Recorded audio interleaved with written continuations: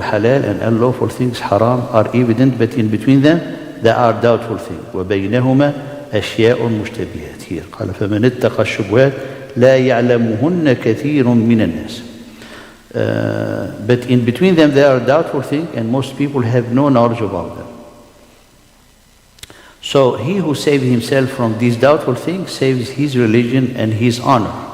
And he indulges in these doubtful things. He's like a shepherd who pastures his animal near the hima, private pasture of someone else, and at any moment he's liable to get in it. O people, be aware, every king has a hima, and the hima of Allah on the earth is what He declared unlawful. Be aware, in the body there's a piece of flesh. If it is become sound and healthy, the whole body becomes sound and healthy. But it gets spoiled, the whole body gets spoiled. So this is the hadith of the Prophet ﷺ in the end, talking about the part of the heart. We already have talked about some of these aspects of this hadith. But the most important thing, there's two aspects. The first aspect that one need to be talking about is the aspect halalun bayyin wa haramun bayyin. The halal is clear and the haram is clear. So someone should not have in any way confusion or doubt between halal and the haram. So that's one of the instructions of the Prophet ﷺ. If you do something halal, you know that it's halal. If you do something, you know something haram, therefore you have to be away from it. That's why the Prophet said, al-halal bayn wal-haram bayn. So this is the zuhud, the abstinence and the piety start from this point. If you're going to use something, if you're going to consume something, if you're going to get anything, know that it's halal. What is mean halal? Which is you're going to be pleased by Allah subhanahu wa ta'ala when you use it. So we have three things, or like five. We have the haram and the makruh, and we have al-wajib, al-haram and they dislike it, the prohibited, and the makruh, which is the dislike it, and we have the wajib, the obligatory, and the mustahab, which is the like it or recommended, and between them is the lawful thing. So the biggest let's say field in our action is lawful. So if Allah subhanahu wa ta'ala make it lawful, He also make the halal to be lawful. So here He's saying the halal is only made be lawful by the sharia of Allah subhanahu wa ta'ala. It's not like someone, for example, say, oh, this is halal because I feel it's halal. No, there's no such a thing. So halal is what Allah subhanahu wa ta'ala and His messenger, they made the halal. And the haram, the same, what Allah subhanahu wa ta'ala and His messenger, they made the haram. And that's how someone starts. The mushtabihat, how the mushtabihat are, we said the Prophet ﷺ, قَالَ كَثِيرٌ مِّن النَّاسِ لَا يَعْلَمُونَ. Most of the people, they don't know. So here, why they don't know it? It's only known through the knowledge. Therefore, the zone of the doubtful things shrinks with knowledge and expands with ignorance. That's why you come to a scholar and you ask, or people of knowledge, what is the ruling about this one? So the scholar is going to make ijtihad. If the scholar who made the ijtihad, will provide you for the hukum, therefore he gets you out of the doubtful thing. Regardless, of course, there is, adab al-mufti wal-mustafti, there's the etiquette whom you ask for a fatwa, a person who has knowledge, and the person who has taqwa, because those two things must be into mufti, especially the taqwa. Someone who has more knowledge, less taqwa, and the other one has less knowledge and more taqwa, you ask the one who has more taqwa, because he fears Allah subhanahu wa ta'ala. He had the audacity and the courage to say, I do not know. Like the great Ayyimah in the Salaf, they say, I do not know. And when they asked him, how can you sue? I do not know. It was an Imam Malik from someone, student came from North Africa, asking all these questions. He didn't answer most of them. He said, what I should say to my people when I go back, said, tell them that Imam Malik say, I do not know. Simple. And I do not know is the half of the knowledge. Because when you have a question, it's either you know or you do not know. So do not know is a half of the knowledge. But someone has to have the sincerity and the audacity, and you said when you have the courage to say it, that's because it reflects one's humbleness.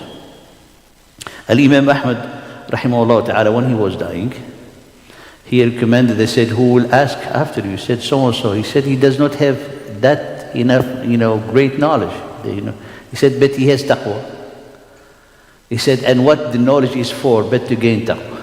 So if this person has taqwa, he will not delude you, he will not tell you things that will make you fall into the haram. And anyway, if someone embrace any fatwa from a scholar that, trustworthy, known, if the fatwa wrong, is the scholar who going to be in issue. That's why many of the scholars, we've been hearing all this statement, we don't want to give fatwa when people do cross over us to paradise and fall in hellfire. That's the fear of giving fatwa. This is, if now the scholar has the hukum, he has the hukum about it, then he will give the hukum.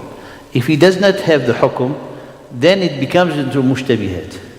If he said, I don't know, or I'm not sure, then it remains in the mushtabihat, in the doubtful thing. For the doubtful thing, you have two options. It's either to say, that's fine, I don't have the hukum, so it must be halal, or to say, no, I have to protect my deen. I have to clear off my deen, and I have to really maintain and safeguard my honor. And that is what you call istibra'ul dini wal ird. Because you don't need it. Why are you doing it? If it's doubtful thing, Allah subhanahu wa ta'ala is going to call you accountable. Your record that you write today, of that you're going to be reading in front of Allah subhanahu wa ta'ala, it composed of this action. The haram, the halal. That's why the Prophet said, halal bayyin wa haram bayyin. It's clear. قال فإن لم يظهر للعالم دليل تحريم ولا فإنه يدخل في حكم الأشياء قبل ورود. So there is some of the things that the scholar will not be able to say it's haram or it's halal. So these things then is going to be considered in the ruling that before the Sharia. There is a lot of things that we have that Allah subhanahu wa ta'ala didn't talk about it. Therefore, we say then we have a ruling into the Sharia or the maxim in Islamic jurisprudence, everything, mubah, everything. That al-aslu fi shay al-ibah. Al-aslu fi shay al-ibah. The origin in everything is to be lawful. So Allah subhanahu wa ta'ala from all, what is the dalil? هو الذي خلق لكم ما في الأرض جميعا. He is the one who created for you everything, whatever on earth is for you. So ما في الأرض جميعا is being mubah, except what Allah subhanahu wa ta'ala defined what is khabith, is impure. There is few things that in the asl was mubah, al-ab'ad wal-luhum. There's two things. For example, you say the origin in everything is al-ibahatu. There's two things when you are going to deal with them, you're going to ask. That al-aslu, it might not be halal, which is first the meat, because you don't know. The second, when you want someone, for example, to marry, because they don't know if this person, maybe she's married, maybe she's in iddah. So those are the things that yatawaqqafu fihim. He has to stop and then reflect and ask the question to be sure that he's not doing anything haram. Now, when al-aslu fi shay, everything in the beginning or the origin is halal or mubah, then we look at the quality based on one's reasoning. At the scholar they're saying. Why? Because we don't have the hukum.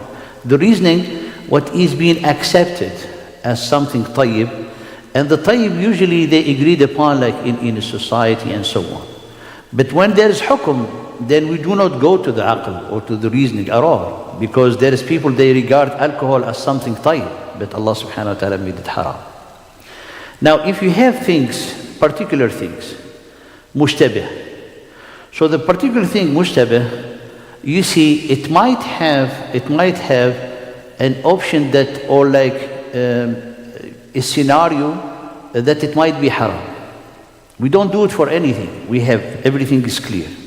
Something that we do not have halal and haram, if something from whoever we have in abundance around us, then is lawful. Why? Because we have the al-aslu fi sharia, al-aslu fi al-ashya' al-ibah.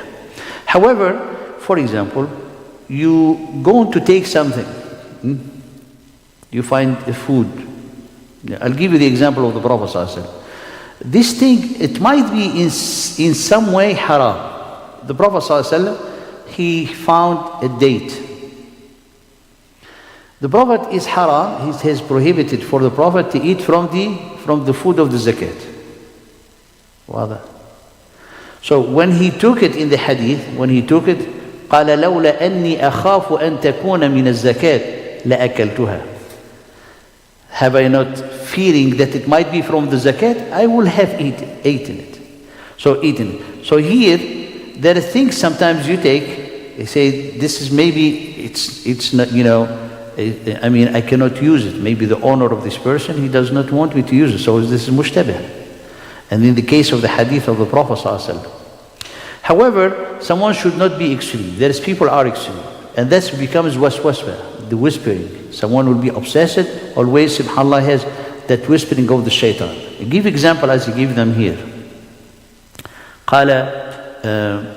People, for example, he does not want to buy, he has a necessity to buy.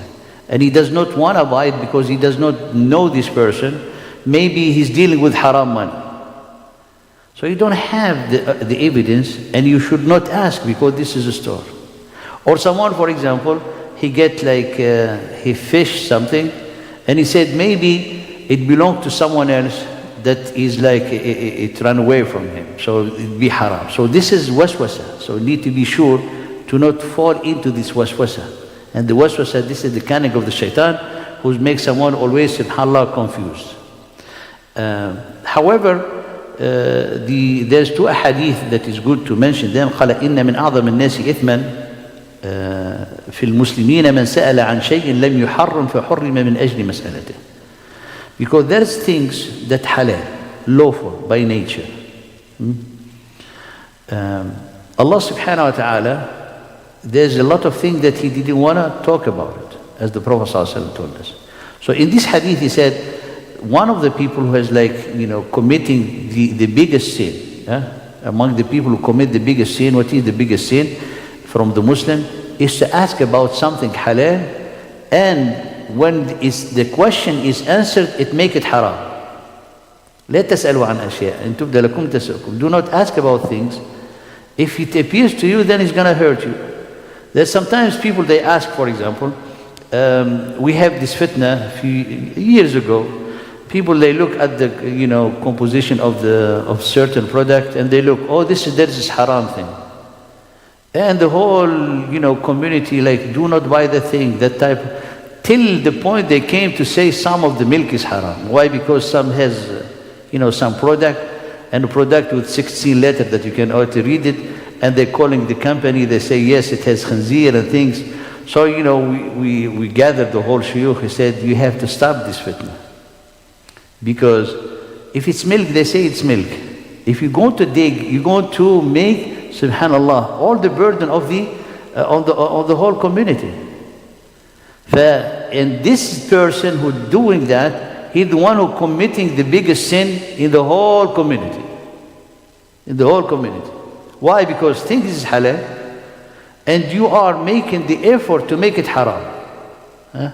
Because the halal and haram, especially the haram, is based not on certainty, on presumption, on غلبة الظن. And كل الأحكام is مبنية على غلبة الظن. فقال الخطابي ما شككت فيه فالأولى اجتنابه. Now it comes at the personal level. Anything that you doubt about it, do not touch it. Unless you have a certainty that it is halal or it is right. Do not. If you have doubt about it, don't touch it. Al-Imam al-Ghazali, as he's saying here, قسم الورع أقسام. Al-wara is the fact to be avoiding anything haram and abstinence in this way. قال ورع الصديقين, the truthful. What is the ورع الصديقين? وهو ترك ما لم تكن بينته واضحة على حله. Anything that they don't have an evidence, clear evidence that is halal, they don't even take it, touch it. So this is the Siddiqeen, the high level. The Muttaqeen, قال وهو ما لا شبهة فيه ولكن يخاف أن يجر إلى الحرام. There is no doubtful thing, but he fears that by consuming it or using it or doing it, it might lead him to haram. He said, سد ذريعة, I don't want to do this. قال وورع الصالحين, the righteous people, وهو ترك ما لم يتطرق إليه احتمال التحريم بشرط أن يكون لذلك الاحتمال موقع. As long as there is no, kind of maybe a percentage in it that it might have haram, we will not touch it. And then here comes the waswasa, to avoid any waswasa, as I have explained earlier. So this is the way how to protect ourselves. Why this hadith is very important in our life? Because it really defines our journey to Allah subhanahu wa ta'ala. Your record, if you go to bed today and think of what you have done, you're going to have done, is either you're going to put them under these 5 categories that I have mentioned. The halal, what you have done as wajib, what you have someone maybe committed haram, all of this, subhanAllah. So if you follow the instruction of the Prophet ﷺ, then you're going to keep your record is clean and clear, insha'Allah ta'ala. Clear and clean. And then the Prophet ﷺ قال الحمى قال الحرم بينهم والشباب لا يعلمون كثير من الناس.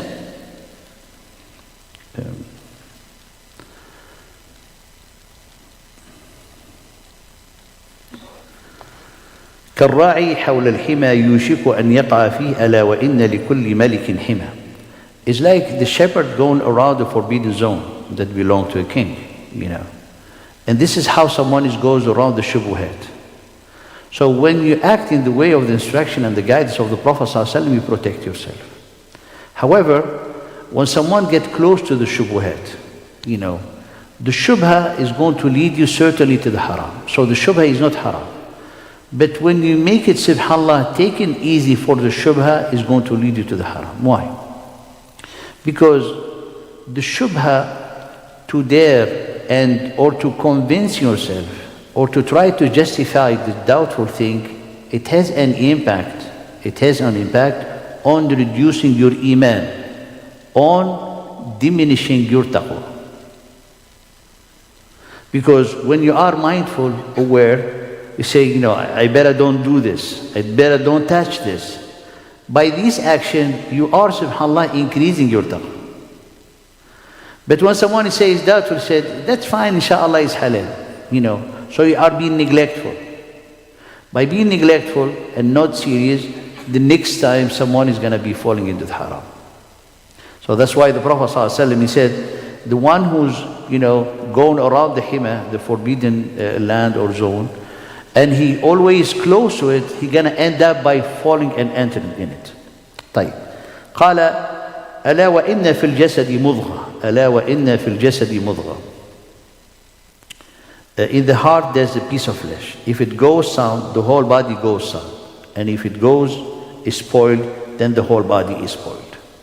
So the heart, and then in the other hadith, then he said, pointed to his heart and he said, ألا إن التقوى ها هنا. According to the scholar, the heart really is the center of the whole soul. And the heart, the brain is kind of, a shoulder or working under the governance of the heart. This is, for example, into the sciences, of course, they talk about the brain and they talk about the heart that is the flesh.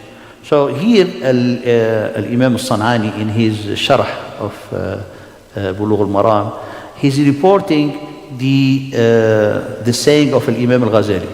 How he's saying, قال لا يراد بالقلب هذه المضغة إذ هي موجودة للبهائم مدركة بحاسة البصر. And we're not talking about the heart that all the animals also they have that you can see with your heart, with your eyes. But القرب بالقلب قال لطيفة ربانية روحانية. It's like a substance or subhanallah that is spiritual and divine, being given by Allah subhanahu wa ta'ala as a gift. And it is the center of the piety. And it is the engine of the whole body. And the engine of the whole soul is the heart. So you see the Prophet ﷺ from the halal bayin to haram bayin, taking you to the heart, because all the action that you do is going to be emanating and originating from the heart. The more someone his heart is cleansed, the more his action, his judgment, his choices toward the halal or haram will be more vigorous, more like worshipful. Why a person he's seeking the pleasure of Allah subhanahu wa ta'ala. So let's see what he's saying about al-qalbu. قال اللطيفة هي حقيقة الإنسان. This latifa, this thing that Allah subhanahu wa ta'ala created the human being, it represents the reality of the human being, who we are. It's like who we are. This is our identity. Because it is the core of the soul. It is the core of the soul. Travel with us, before we've been born, then after our death, and travel to the eternity with us. And then the body will be, getting back, or the soul getting back to the body at the resurrection.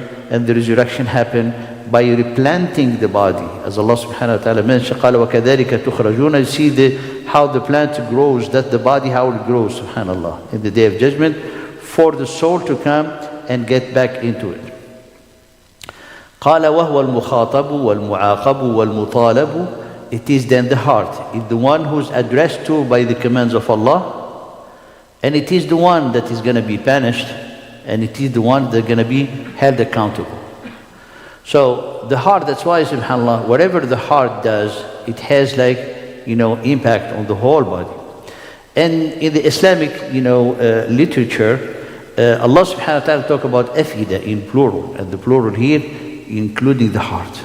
So the heart is the center, and the brain is like secondary to the heart. When we know in science is the one who has the center of functioning and commanding is the brain. But in Islam we have the heart. وذكر أن في جميع الحواس والأعضاء جنود مسخرة للقلب. And all the body parts are, subservient to the heart. وكذلك الحواس الباطنة. Exactly also like, the senses that we have inwards. All of them, they serve the heart. وهو المتصرف والمردد لها. And he's the one who managing and conducting it, And it has been created, by its nature to serve the heart. To the point that he's saying, فَإِذَا أَمَرَ الْعَيْنَ بِالْإِنْفِتَاحِ. When the heart will order the eyes to open, it opens, And we go through the brain, but we have everything centered in the heart. Things that you cannot see, and it is, within the soul. وإذا أمر الرجل بالحركة تحركت وتسخير الأعضاء والحواس يشبه من وجه تسخير الملائكة لله تعالى.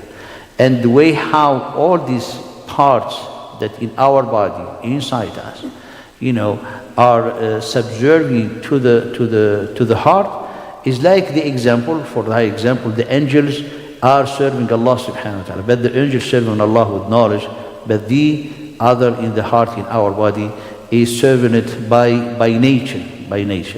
And here when we say by nature, is Allah subhanahu wa ta'ala made it to be. Allah subhanahu wa ta'ala made it to be. Therefore, the most important part in us is in the heart. And he said, قال, it is the body parts and everything are the vessel for the heart, are like the markaba for the heart. وَقَطْعُ الْمَنَازِلِ. So it's like Allah subhanahu wa ta'ala gave us the body for the heart to dwell in it, and for the heart to travel to Allah subhanahu wa ta'ala. قال المنازل فلأجله تعالى خلقت القلوب. To whom this heart were created is for Allah subhanahu wa ta'ala. So Allah created your heart to worship Him alone subhanahu wa ta'ala. The worship Allah subhanahu wa ta'ala make your heart sound, make your everything in you is sound, and you will be having a wonderful journey to Allah, rejoicing the life that Allah will give you with the tranquility and pure, and you will be, insha'Allah, accepted by Allah subhanahu wa ta'ala. The one who ruins his heart by the illness, by shirk, by doing ill things, then these people, they're going to be deluded, far from Allah subhanahu wa ta'ala, and will not be worshipping or fulfill the purpose of their life, which is ubudiyatillahi subhanahu wa ta'ala. So this is in a summary the hadith of al-halal bayyin wal-haram bayyin. The next hadith, we just read it and we'll end here inshallah ta'ala. The next hadith is also, maybe you should think about it. قال حديث تعس عبد الدينار والدرهم والقطيفة إن أعطي رضي وإن لم يعط لم يرضى. Ta'isa, misfortune, disgrace, cursed is he who is the slave of the dinar, the gold, the dollar, the slave of the dollar, the slave of the dirham, the coin, the silver coin, and the slave of the cloak bordered with silk. SubhanAllah, someone can be a slave of his shirt. And we see it today in the fashion, Someone who looks normal, when he wears something with the brand name, he feels like he became like an important, famous person. Taking selfie and good thing. So subhanAllah, that becomes the abd of that shirt. Abd, it becomes slave to what they wearing. Slave to the dinar, slave to the dirham. If he's given anything, he will be satisfied. But if he's not given anything, he is displeased. May Allah subhanahu wa ta'ala to protect us from such a people and to be only ibadan lillahi subhanahu wa ta'ala. Jazakumullah khair for your attention. And we'll continue with the rest of the hadith in the chapter of Zuhud Waraa next time. Jazakumullah khair.